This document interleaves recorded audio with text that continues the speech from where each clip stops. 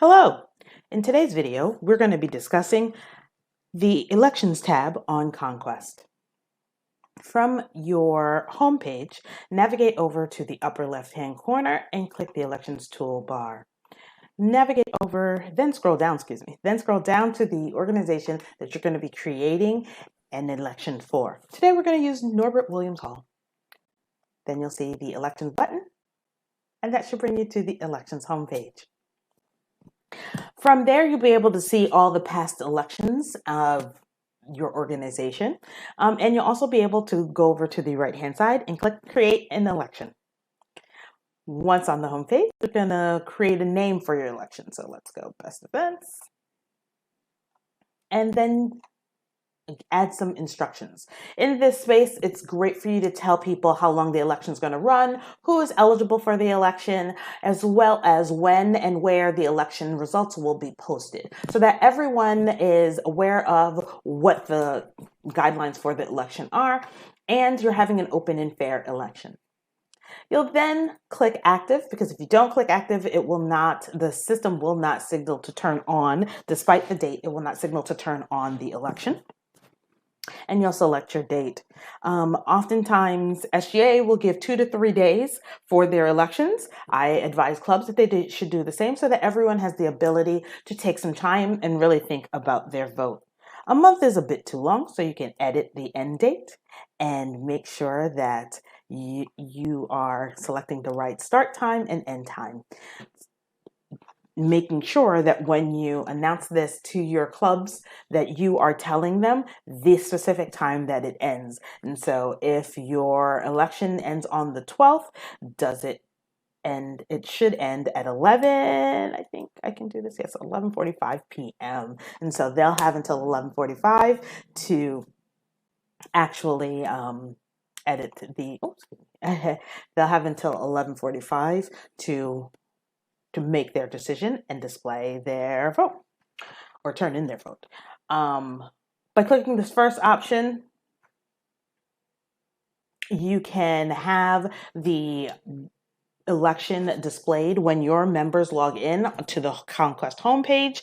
A blue bar will go across the top saying there's an election happening. And then once they click that, it will give them, if they are listed as a member, please remember, any action for your club, the person needs to be listed as a member of the organization. So if they are a member, they can click on the election and it should say give them access. If they do not have access, if they're not listed as a member, it will deny access for the club.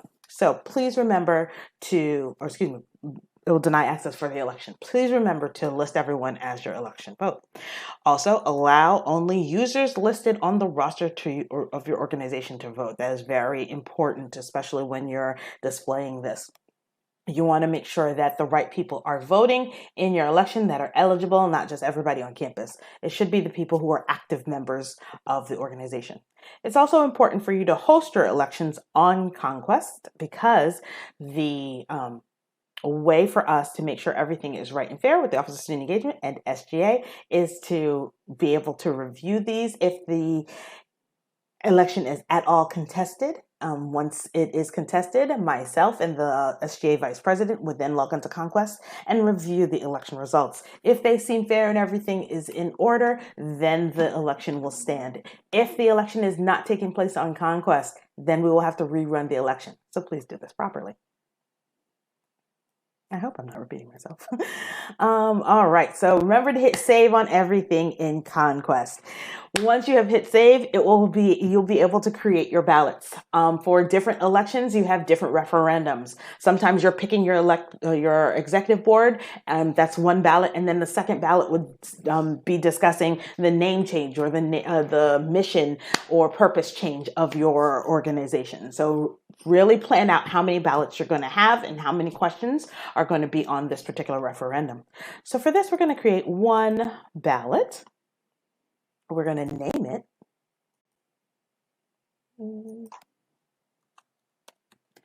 We're going to name it, and then we're going to hit save. And that will bring us to the question page. So we're going to formulate our question here. Here's where we build the actual ballot itself.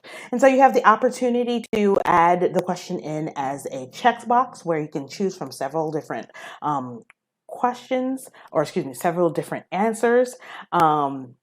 It's basically multiple choice. And then there's the radio button where you can choose one answer one answer from a bunch of different answers. Or there is the text field where you can add in text if you're having a write-in election. So let's choose the radio button and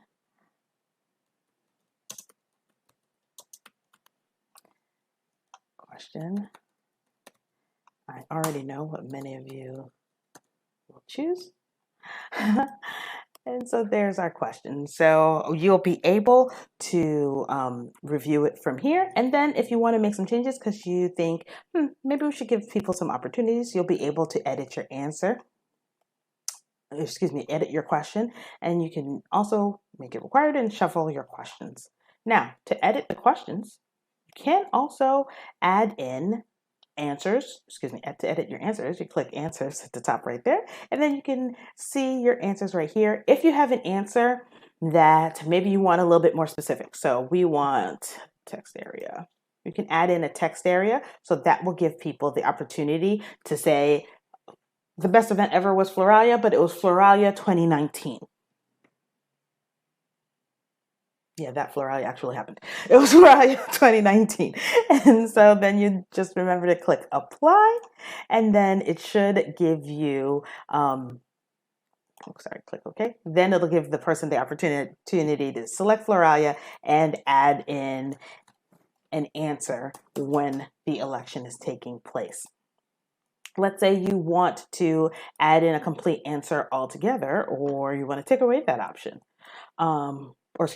You want to take away that option and you want to actually include additional text to go for details. What you can do here is then add in a description of all the Floralias that ever happened or all the Festivus that ever happened and include a picture. So if you're hosting an election and someone has a platform that they've written out and they want to give to everyone, but maybe not everyone was able to attend the speeches, you can include that information here. And then it will appear as a little information button. So that person can click there and they know you're specifically talking about Floralia 2019.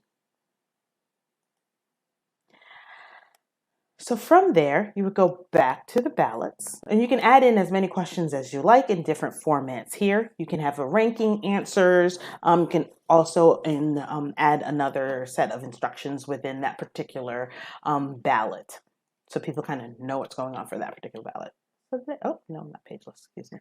Then we're going to go back to the ballot itself or the election itself. And so this will be able, from here, you'll be able to see all of the different ballots you have under this one election. Moving over to the results tab. Once you have your results, you've hosted your election, you'll be able to see the breakdown of the votes. And so from here, you'll be able to see the number of votes that were given for each answer and then the percentage of each votes. And so typically the person with the highest votes and percentage is the winner of that vote, election. You'll also be able to export all of this information in an Excel file to share with whomever needs a copy of it if needed. Now, how do you get people to, I forgot the important part. So this report will never show you who voted for what. It will give you the results of the votes, or it'll give you the names of the people who voted. That is the only way you can get those two votes. It will never get cross-reference the two. So this is truly a secret and fair election way. How do you get the information about the election to people? So if you're sending out your newsletter or whichever it is, or whichever way you want to send this, you can send a direct link to people. So you can copy this link and email it to all of your club members and make sure that they know what the guidelines for the election is and when the election will close. Very important that you share this information in multiple aspects so that everyone has a fair opportunity to vote. Excuse me. And always remember, with everything on ConnQuest, hit save. So we're going to go to one of our previous elections here, and I'll show you some results. So this is one of our test elections, and here is how the voting went down. And so 3 people voted, and who do we like the best? And it's Kim, Kate, Peter, and Casey. And Kim got 3 votes, so she has 75%, and she has won this election. And so this is basically how the elections are distributed to people, and you'll be able to see them. You can take a screenshot of this, you can show it to people, you can export it, like I said, easily earlier, but this is how the results page would look. I hope this has been very helpful for you. If you have any questions, as always, please contact the Office of Student Engagement in the Crozier Williams College Center in Crow 215, or you can email us and ask any questions.